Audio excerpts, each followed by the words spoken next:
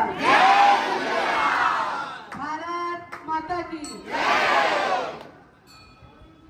अमर क्रांतियों के सपनों का भारत और आत्मनिर्भर भारत के 77वें आजादी दिवस की आप सभी को बहुत बहुत शुभकामनाएं और बधाई।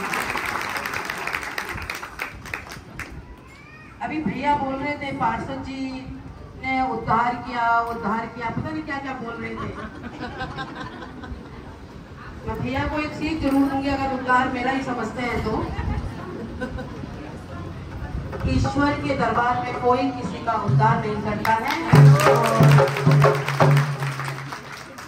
ईश्वर की शरण में हम सब बैठे हैं, तो उद्धार तो वो मेरा भी वही करने वाला है, तो आपका भी वही करेगा।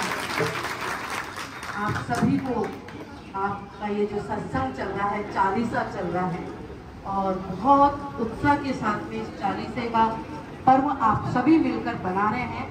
और मुझे एक बात की बहुत खुशी है, मैं आप सभी भाई साहब को कहना चाहूंगी कि यहाँ पे मातृ शक्ति की जो संख्या दिख रही है, उसके लिए मैं अपने आप को बहुत गर्व महसूस कर रही हूँ।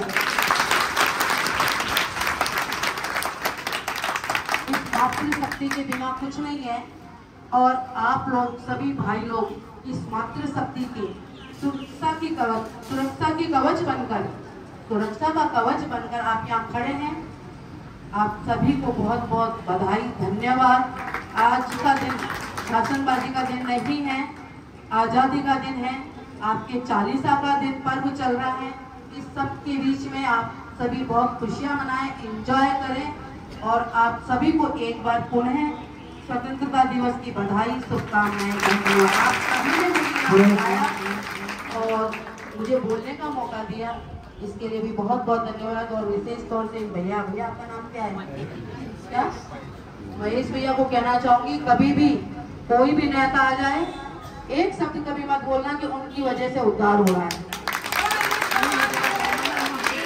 ये उद्धार करवाने वाला भी आपके समक्ष बैठा है, इन्हीं ईश्वर माध्यम बनाता है, कोई नहीं करता। ईश्वर के कर कमलों द्वारा, उनके आशीर्वाद से ही होता है।